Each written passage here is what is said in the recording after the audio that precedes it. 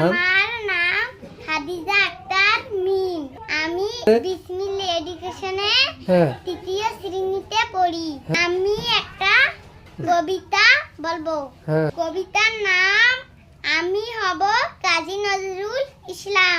আমি হব সকাল বেলার পাখি, সবার আগে কুসুম বাগে উঠবো আমি ডাকি।